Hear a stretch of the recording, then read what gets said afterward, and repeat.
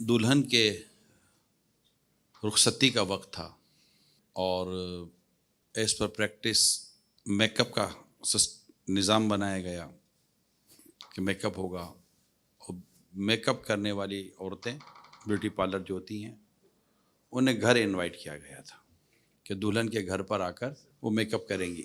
عصر کی نماز کے فوراً بعد میک اپ شروع ہونا تھا، ان عورتوں کو آنے میں دیر ہو گئی تو انہوں نے میک اپ شروع کر دیا۔ تو میک اپ شروع کیا تو مغرب کا وقت قریب ہونے لگا، تو دلہن نے کہا کہ آپ کے میک اپ کو کتنا ٹائم لگے گا؟ تو کہا 2-2.5 گھنٹے تو لگیں گے۔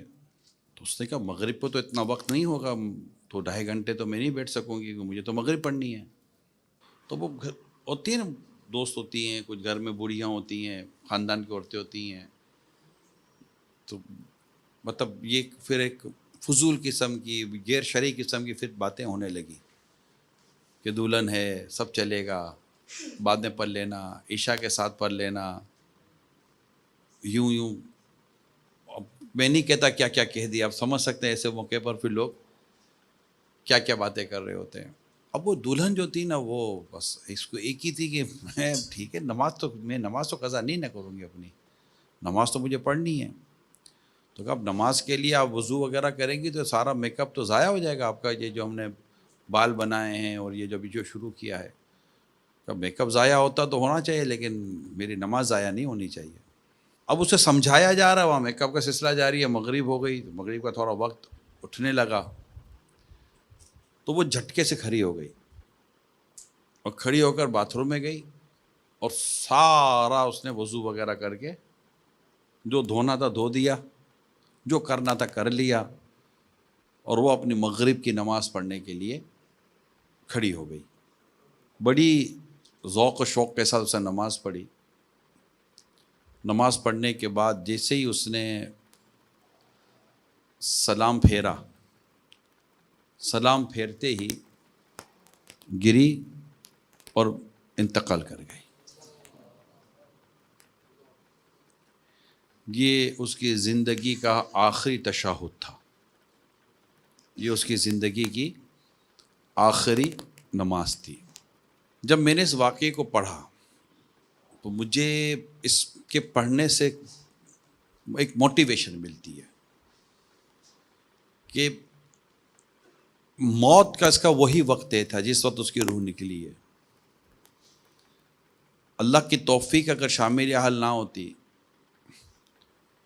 تو وہ شاید نماز قضا کرنے کی نیت پر مرتی، ہو سکتا وقت باقی تھا مگر نماز قضا کی کرنے کی نیت پر مرتی، اور انسان جس نیت پر مرتا ہے اس پر اٹھایا جائے گا۔ مگر اس نے اللہ کی رحمت سے نماز اپنے وقت پر پڑھی، اپنے اس میک اپ کو، اپنے اس کام کو، اپنے اس ایونٹ کو، اپنے اس وقت کی جو بھی اس کے ساتھ جو معاملہ تھا، اس کو اتنی امپورٹنس نہ دی، اس نے اصل امپورٹنس دی نماز کو، کیونکہ موت کسی وقت بھی آ جاتی ہے۔ ہم دنیا کے کئی کاموں میں مصروف رہ کر جو نمازی ہوتا ہے نا، وہ بھی اپنی نماز چھوڑ دیتا ہے۔ یار فلاں کام تھا، فلاں کام تھا، فلاں بیزی تھا، فلاں بیزی تھا۔ یعنی ہم میں سے کوئی کتنا بیزی ہے جو سیدنا عمر فاروق اعظم بیزی ہوا کرتے تھے؟ ان جیسی تو مصروفیت ہم میں سے کسی کی بھی نہیں ہوگی۔ کم و بیش آدھی دنیا کے آس پاس ان کے زیر اثر سلطنت تھی،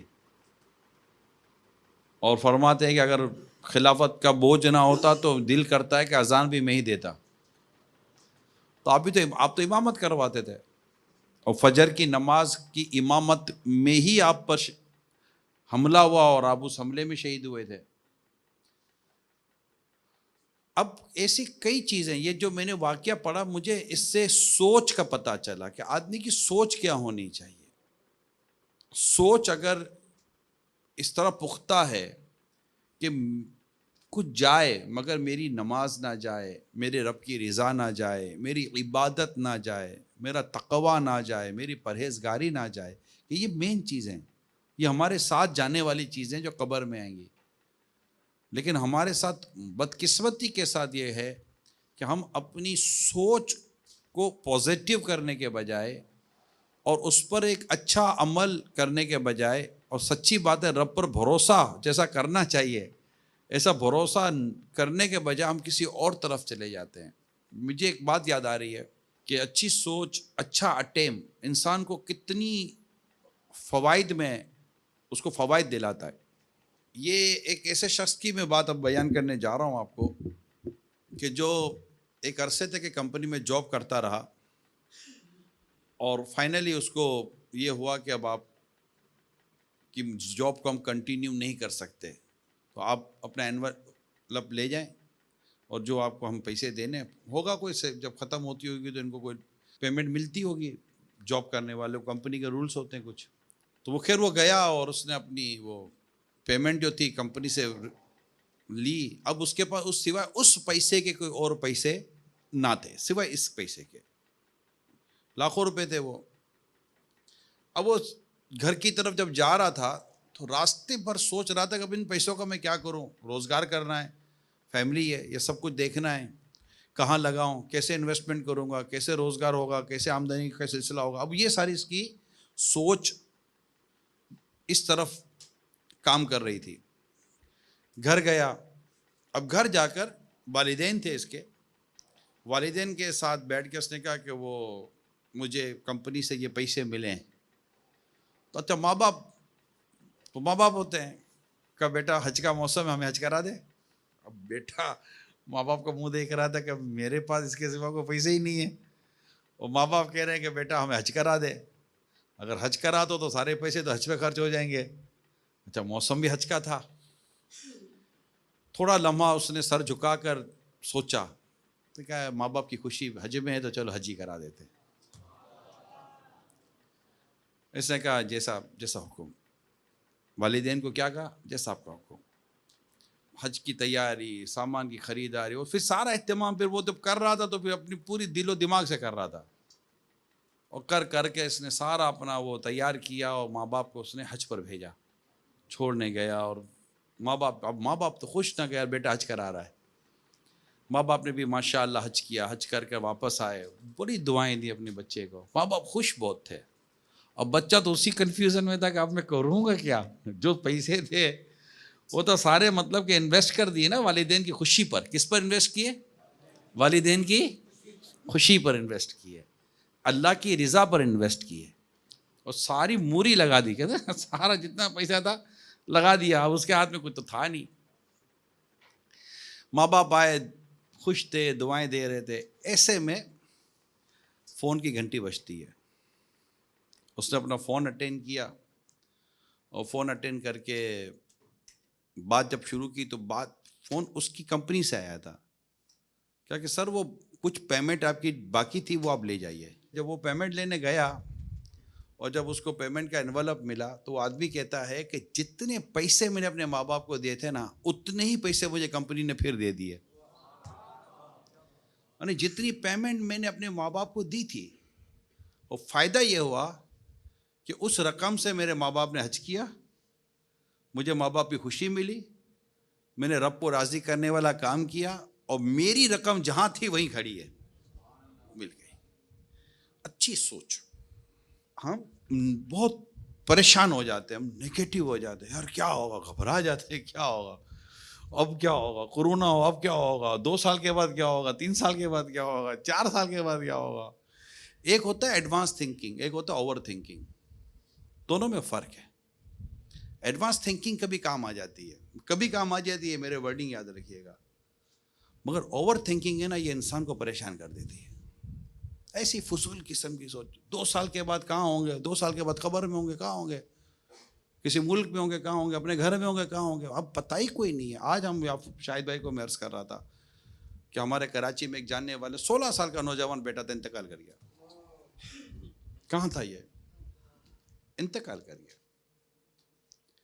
تو ہمیں پتہ ہی کوئی نہیں، ہم نیگیٹو سوچتے ہیں۔ یہ نیگیٹو ان معنوں کرے کہ یار ٹھیک ہے فیوچر کے بارے میں تھوڑا سا اپنے اس کے بارے میں بندہ سوچتا تو ہے، لیکن جب اس کو ایک چانس ملتا ہے نیکی کمانے کا، خیر کا کام کرنے کا، آخرت کی تیاری کا، اپنی قبر کو بہتر کرنے کا، تو اس سے اپنی دنیا پر کیوں قربان کر دیتا ہے یار؟ اس سے رہنا کب ہے؟ بندہ اپنے رب کی مدد پر، اس پر بھروسہ کرے اور بھروسہ کر کے وہ کام کر جائے جو اللہ اور اس کے رسول کی رضا والا کام ہے۔ مدد اللہ اور اللہ کی بارگاہ سے ہونی ہے، اس کے پیارے حبیب کی بارگاہ سے مدد ہونی ہے۔ بندہ اپنے آپ کو پیش کرے۔ ہماری زندگی، اب میں نے آپ کو 2 واقعات بیان کیے، اب اس 2 واقعات میں آپ سوچیں کہ دونوں طرف ہے کیا؟ اللہ کی رضا کی طرف بڑھ جانا۔ آپ کو ایک ہی پوائنٹ ملے گا، اللہ کی رضا کی طرف بڑھ جانا، اور دونوں کو اللہ تعالیٰ نے نواز دیا، دونوں کو اللہ نے نواز دیا، اللہ کی رضا کی طرف بڑھ گیا، وہ اللہ کی رضا کی طرف بڑھ گئی۔ تو جو اللہ کی رضا کے کام میں اپنے آپ کو کسی بھی طور پر ایسا لگتا ہے کہ تھوڑا لاس ہو جائے گا، یہ ہو جائے گا، وہ تو اللہ کے کام میں نقصان کیسے ہو سکتا ہے؟ نقصان تو اللہ تعالیٰ کے رضا کے کام کے نہ کرنے میں نقصان ہے۔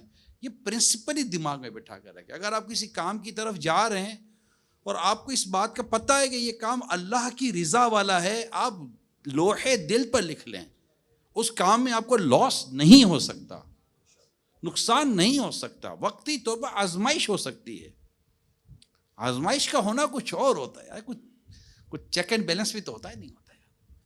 آزمائش ہونا کچھ اور ہوتا ہے۔ آدمی برتن بھی تو بجا کر لیتا ہے نا کہ کچا ہے کہ پکا ہے، تو تھوڑا آزمائش آتی ہے، انسان ہے، آزمائش تو آئے گی۔ ہم یوں تو ہے نہیں کہ بغیر آزمائش کے، بغیر امتحان ہی کے پاس ہو جائیں گے۔ امتحان دنیا میں بھی، اور امتحان تو زندگی بھی امتحان کے ساتھ گزر رہی ہوتی ہے۔ تو اپنے رب کی رضا کا کام کرے۔ ایک نوجوان کہیں جا رہا تھا کہ مجھے کام مل جائے، کام ملا ہی نہیں، بہت ہی کوشش کی، مگر کام اس کو کہیں سے بھی ملا ہی نہیں۔ اب پریشان حال، خالی جیب، خالی دماغ بھرا ہوا ہے کہ کام نہیں ہے، اور جن کے جیب خالی ہوتے ان کا دماغ بھرا ہوا ہوتا ہے۔ تو بعد اوقات جیب بھر جاتا ہے تو دماغ خالی ہو جاتا ہے، پھر سمجھ میں نہیں آ رہا ہوتا۔ تو اب وہ جا رہا تھا، پریشان تھا، راستے میں اس کو ایک خوبصورت سی تھیلی نظر آئی، خوبصورت تھیلی۔ اس نے تھیلی اٹھائی، اس کو کھولا تو اندر سے بڑا ہی قیمتی ہار نکلا۔ اس کے یار میں اتنا پریشان ہوں، لگتا ہے کہ بھی مدد ہو گئی ہے، یہ دست غیب ہے، اللہ کی زمین سے ملا ہے، اور یوں کر کر کے یہ اٹھا کر گھر لے گیا ہار کو۔ اب رات اس کو نیند نہ آوے نا کہ میں یہ ہار صبح بیچوں گا اور میں یہ کروں گا، بس میری مدد ہو گئی ہے۔ صبح ہوئی تو اس کو ایک آواز آئی کہ بھائی جان میرا ہار گر گیا، اگر کسی کو ملا ہو تو دے دے، 500 درہم تحفہ دوں گا۔ آواز کچھ بوڑھے آدمی کی تھی۔ اب وہ سمجھ گیا کہ یار یہ ہو نہ ہو، یہ ہار اسی بابا کا لگتا ہے میرے کو، مگر میں کیوں دوں؟ میں نے اسے چوری تھوڑی کی ہے، کوئی لوٹا تھوڑی ہے، کوئی ڈاکہ تھوڑی مارا ہے، تو ہار تو اللہ کی زمین سے ملا ہے۔ پھر اس کو اچانک ایک بات یاد آئی کہ کہیں پڑھا تھا اس نے کہ جو اللہ کے لیے حقدار کو اس کا حق دے دے تو اللہ تعالیٰ اس کی مدد فرماتا ہے۔ اس کو یاد آ گئی بات نا بیٹھے بیٹھے، کیا چلا باہر میرا تو ہے ہی نہیں نا۔ باہر نکلا، باہر نکل کے وہ جو آواز آ رہی تھی آواز کے پیچھے گیا تو ایک بابا تھا بڑی عمر کا، کہا آپ ہار کون سا ہے، اب تھوڑا ان کی نشانی بتائیں۔ تو انہوں نے بتایا کہ بھائی اس طرح ہار ہے، تھیلی تھی، یہ تھا۔ تو اس سے نکال کے وہ یہی ہے، ہاں بیٹا یہی میرا ہار ہے، بہت بہت شکریہ، مہربانی آپ کی، یہ 500۔ بولا نہیں، بولا نہیں بیٹا انعام، بیٹا انعام کس چیز کا میں رکھوں بابا، یہ آپ کی چیز تھی، آپ کو لوٹا دے، کون سا کمال کیا میں نے، اب میرے کو دعا دے دو اللہ میرے لیے کوئی بہتری پیدا کر دے۔ بابا نے دعا دی، بات آئی گئی ہو گئی، ٹھیک ہے، یہاں تک معاملہ کلوز ہو گیا۔ اب یہ نوجوان پھر بیٹا سوچ رہا ہے کہ اب کروں تو کیا کروں، کام کاج ہے ہی نہیں، روزگار ہے ہی نہیں، پریشان ہوں۔ کہا چلو دریا کے اس کنارے جاتا ہوں، شاید کوئی روزگار بن جائے۔ اپنے مختصر سی کپڑے کی بیگ ویگ بنایا، اٹھایا اور چلتا رہا، کشتی وغیرہ لی اور آگے بڑھا۔ اب راستے میں کشتی بھی آزمائش میں پانی میں آ گئی تو غیانی کشتی لینے لگی ہچکلے، اور یہ بیچارہ کشتی سے دریا میں گرا اور اب تھا کہ ڈوب جائے گا۔ اب جیسے ڈوبنے لگا اس کے ہاتھ میں ایک تختہ آ گیا، تخت کو پکڑا، اور تختے پر وہ یوں سمجھو کہ پکڑ لیا اس نے تختے کو، سہارا مل گیا اس کو، جیسے کہتے ہیں ڈوبتے کو تنکے کا سہارا، جس کو پورا تختہ مل گیا. تختے پر ہاتھ رکھ کر وہ موجوں کے بھروسے، اب جہاں موجے لے کر جائیں، اب وہ پانی کی لہروں کے ساتھ تیرتا تیرتا تیرتا تیرتا کسی جزیرے کی ریت پہ جا کر پڑ گیا. اب حالت اس کی بری تھی، سامان جو بچہ کچھ آتا بھے گیا، کپڑے گیلے، بھوک پیاس، ٹینشن، پریشانی، سمجھے اب کیا اس کی کیفیت ہوگی. اب یہ تھوڑی دیر بیٹھا رہا، کھڑا ہوا، بولا چلو اب پانی میں تو جانے ذرا دوبارہ. اب وہ جہاں گرا تھا، جہاں پانی نے اس کو پھینکا تھا، وہیں اندر کی طرف جانے لگا. اندر اس کو چھوٹا سا ٹاؤن نظر آیا، علاقہ، تھوڑی رہائش تھی. وہاں ایک چھوٹی سی مسجد نظر آئی. وہ جا کر مسجد میں بیٹھ گیا کہ چلو اب اللہ کی عبادت کرتا ہوں. مسجد میں بیٹھا اور بیٹھ کر اس نے نماز پڑھی. نماز پڑھ کے قرآن پڑھنے لگا. اس کی قرآن کی آواز سن کر آس پاس کے کچھ بڑے بوڑھے جمع ہو گئے. اور نوجوان نیا تھا علاقے میں. کہا بیٹا کہاں سے آئے ہو؟ تو اس سے اپنا سارا سنایا واقعہ کہ بھائی اس طرح ڈوب رہا تھا، پانی نے یہاں ڈال دیا، اور اب میں پردیسی ہوں، جانا کہاں یہ پتہ نہیں، اور میری کیفیت یہ ہے. تو کہا بیٹا قرآن تم اچھا پڑھتے ہو، اگر آئے گئے ہو تو پھر ہمارے بچوں کو قرآن پڑھا تو ہم بھی تمہاری کچھ خدمت کر دیں گے. اب اس کے پاس کوئی دوسرا راستہ بھی تو نہیں تھا، کہاں جاتا وہ. اس نے بچوں کو قرآن پڑھانا شروع کر دیا، ٹیوشن لے لیا قرآن کا، اور وہاں اس کی تھوڑی بہت خدمت ہونے لگی. کچھ دنوں کے بعد اس نے کچھ بچوں کو لکھ کر سکھانا شروع کیا. تو پھر بڑے بوڑھوں نے کہا بیٹا تمہیں لکھنا بھی آتا ہے؟ تو کہاں تھوڑا بہت تو آتا ہے، کتابت کر لیتا ہوں. تو کہا بیٹا پھر ہمارے لوگوں کو لکھنا پڑھنا بھی سکھا دو. تو پہلے مدرسۃ المدینہ کھلا تھا، ابھی دارالمدینہ بھی کھل گیا. سمجھانے کے لیے عرض کر رہا ہوں. تو یوں مطلب کہ وہ اب بچے بڑے بوڑھے سب اس کے پاس قرآن، علم دین اور کچھ نہ کچھ لکھنے پڑھنے کی کتابت وغیرہ اب سیکھنے سکھانے کا سلسلہ شروع. ایک چھوٹا سا مدرسہ لگ گیا، اسکول کھل گیا، ٹیچر بن گیا، استاد بن گیا، یوں سمجھ لیں آپ. اب وہ گل مل گیا نا اس آبادی کے اندر. تو ایک دن بڑے بوڑھے آ کر کہنے لگے بیٹا تم نیک ہو، اچھے ہو، دکھنے میں بھی اچھے ہو، شادی کیوں نہیں کر لیتے؟ کیا میرا کون ہے میری شادی کرائے گا؟ کہ بیٹا ہم کرائیں گے تیری شادی. کرا دے، اس کو کرا دے، شادی کرا دے. کہ بیٹا ہمارے علاقے میں ایک لڑکی ہے، اس کے ماں باپ نہیں ہیں، مگر ہم جانتے ہیں کہ شکل صورت کی، سیرت کی اچھی ریٹی ہے، اگر تم چاہو تو تمہارا اسے نکاح کر کے شادی کر دیتے ہیں. کہ ٹھیک ہے اگر آپ کو جو بہتر لگے. بات چیت ہو گئی، نکاح ہو گیا، رخصتی ہو گئی، اس گھر بھر کی بھی ترکیب بن گئی، جو اب اللہ کے والے میلے والوں نے ڈیفینیٹلی کرنا ہی تھا. اب وہ آدمی رخصتی ہو گئی، اب وہ کمرے میں گیا. کمرے میں جا کر اس نے اپنی دلہن کا گھونگھٹ اٹھایا. جیسے اٹھایا اس کو جھٹکا لگا اور وہ سکتے میں آ گیا، اور سکتے میں آتے باہر نکل گیا. اب باہر ویسے لوگ تو کھڑے تھے جو تھے. کہا بیٹا خیریت کیا ہوا؟ اب وہ اس کے وہ جواب نہ دے. کہا بیٹا ہمارے نزدیک تو ہم نے ایک اچھی نیک، اچھی صورت، اچھی سیرت کی لڑکی تمہیں دی ہے، اب پتہ نہیں تمہیں کیا پرابلم ہو گیا ہے. کہ پرابلم شکل صورت کا نہیں ہے. کہ پھر بیٹا پرابلم کیا ہے؟ کہ پرابلم اس کے گلے میں ہار کا ہے، کہ میں نے اس کے گلے میں ہار دیکھا. وہ ہار کیا ہے؟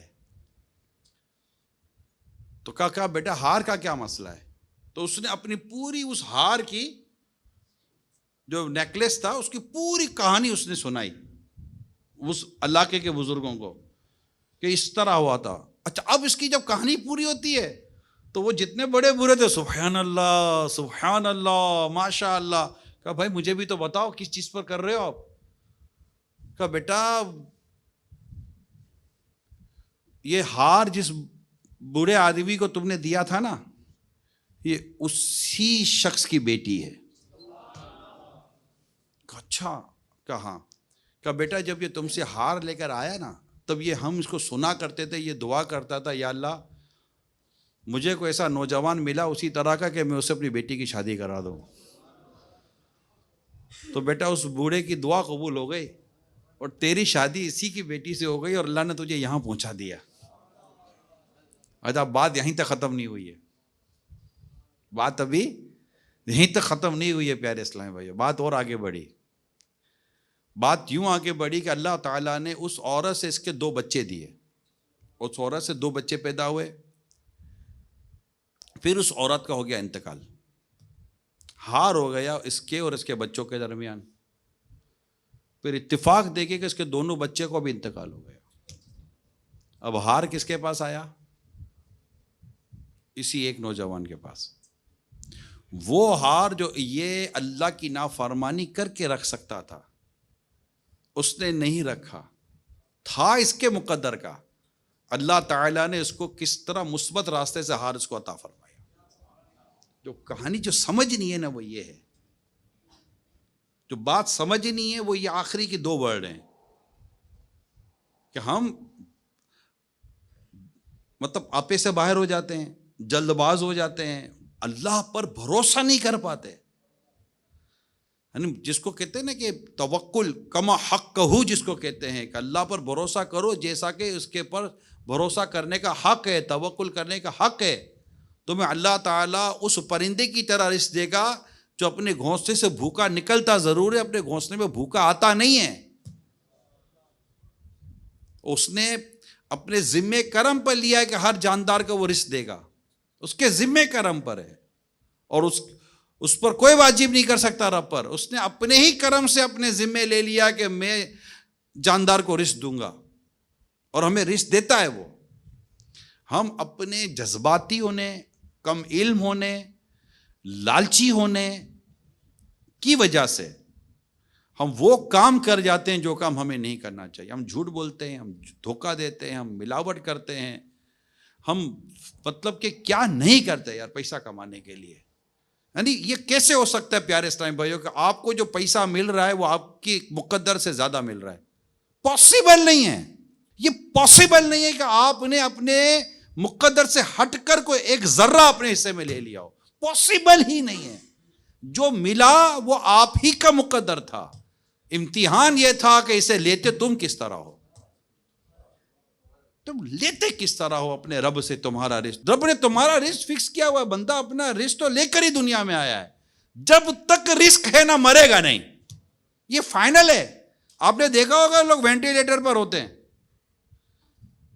سانسیں وہ, اب حالانکہ ڈاکٹر کہتے ہیں کہ اگر اس کا یہ وینٹ ہٹا دیں تو یہ شاید بچے گا نہیں, یہ ڈاکٹر بعض اوقات کہتے ہیں.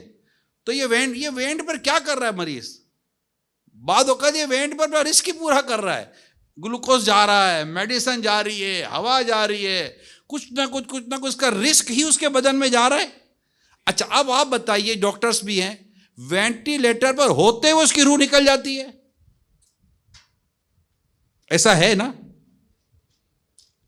کہ وہ ہے ابھی وینٹیلیٹر پر. میری امی کی روح نکلی ہے, میری آنکھوں کے سامنے نکلی ہے. میں اپنی ماں کے سرہانے کھڑا تھا جب میری ماں کی روح نکلی ہے, اور وہ اسی طرح وینٹیلیٹر پہ تھی میری امی جان, اللہ ان کو غریق رحمت فرمائے. اور میں باقاعدہ وہ پوائنٹس نیچے آتے آتے دیکھ رہا تھا. اور اس وقت مجھے وہ یاد آ رہا تھا جب امیر سنت نے کلام لکھا تھا, حاجی مشتاق جب بیمار تھے تب کلام لکھا تھا. جب امیر ایئرپورٹ سے سیدھا ہمارے مرحوم نگران شورا حاجی مشتاق علیہ رحمہ کے ہسپتال میں عیادت کے لے گئے تھے, وہ ایک کلام لکھا تھا, میرے مشتاقوں کو کوئی دوا دو یا رسول اللہ, دوا دے کر شفائے کاملہ دو یا رسول اللہ. تو میں ادھر کھڑا وہی کلام پڑھ رہا تھا, آئی سی یو میں تھا, ڈاکٹر نے الاؤ کیا ہوا تھا, ڈاکٹر شاید آئی تھنک سمجھ گئے تھے, لیکن میری آنکھوں کے سامنے ہی وہی مشین لگی ہوئی ہیں, اور میری امی دنیا سے رخصت ہو گئی. رزق پورا ہو گیا پیارے اسلام بھائی. اس یقین کو دل میں بٹھا لیں ہم پیارے اسلامی بھائیوں, ہماری زندگی کے مسائل اللہ نے چاہے تو حل ہو جائیں گے. ہم اتنا اسٹریس لیتے ہیں, اتنا ٹینشن لیتے ہیں, اتنے پریشان ہوتے ہیں, اتنا ڈپریشن میں آ جاتے ہیں, بی پی ہائی ہو جاتا ہے, شوگر پال لیتے ہیں, 1000 قسم کی بیماریاں پال لیتے ہیں. اگر ان سب کے نیچے اگر آپ کو بیس پائیں گے نا اللہ پر صحیح بھروسہ نہ ہونے کی وجہ سے, اگر پراپر توکل ہونا اور اللہ پر یقین کامل ہو کہ میرا رب میرے لیے بہتر فرمائے گا, اگر کہیں آزمائش، کہیں تکلیف، کہیں امتحان، کہیں بیماری، کہیں پریشانی بھی ہے تو اس میں اللہ نے میرے لیے بہتری رکھی ہوگی. صرف سوچ کو پازیٹیو کرنا ہے پیارے اسلامی بھائیو، سوچ کو مثبت کرنا ہے. انشاءاللہ اگر سوچ مثبت ہو گئی، ہماری مینٹلٹی پازیٹیو ہو گئی، ہم ہر معاملے میں غور کرنے لگ گئے اللہ کی رضا کس میں ہے، میرے رب کی خوشی کس میں، میرے رب کی رضا کس میں ہے، میرا رب کیا چاہتا ہے، یقین مانے زندگی آسان ہو جائے. لوگوں کو فیصلہ کرنا مشکل ہو جاتا ہے کہ مسلمان کو تو فیصلہ کرنا آسان ہے، اس کے پاس بالکل واضح طور پر چیزیں موجود ہیں، حرام واضح، حلال واضح ہے. ان دونوں کے ایک تیسری چیز ہے جس کو کہتے ہیں شبہ، ڈاؤٹ. حدیث میں آتا ہے جس نے شبہ سے خود کو بچایا اس نے اپنے ایمان کی حفاظت کی ہے. اس طرح کی روایتیں ملتی ہیں تو بڑا کلیئر ہے، کوئی ایسی کنفیوژن نہیں. ہمارے علم کی کمی ہے، معلومات کی کمی ہے، جس کی وجہ سے ہم کنفیوز ہو جاتے ہیں اور غلط ڈیسیجن لے لیتے ہیں. تو اگر آپ نے صحبت اچھی رکھی ہے، دعوت اسلامی کے ساتھ رہیں، کورس کر لیں، ماشاءاللہ عالم کورس کر لیں، کوئی حرج نہیں ہے. روز کا 1 گھنٹہ آدھا گھنٹہ پڑھ لیں گے آن لائن تو کچھ نہ کچھ وقت جا کر اگر زندگی بچی تو عالم بن جائیں گے یار. شریعت کورس کر لیں، تفسیر کا کورس کر لیں، آدھے پونے گھنٹے کی 1 گھنٹے کی کلاسز ہمارے آن لائن کی، کوئی پرابلم نہیں ہے. آپ موبائل پہ پڑھیں، موبائل پہ 10 قسم کے کام کرتے ایک نیک کام بھی کر لیں. علم دین حاصل کریں کہ جو علم دین کے لیے چلتا ہے اللہ تعالیٰ اس کو جنت کے راستے پر چلاتا ہے، اور جو علم دین حاصل کرتا ہے اللہ تعالیٰ اس کی معیشت کو بہتر فرما دیتا ہے. تو بہت ساری اپورچونیٹی اگر ہم اس کو اویل کرنے کی کوشش کریں، اللہ عمل کرنے کی توفیق عطا فرمائے. آمین بجاہ النبی الامین صلی اللہ علیہ وآلہ وسلم.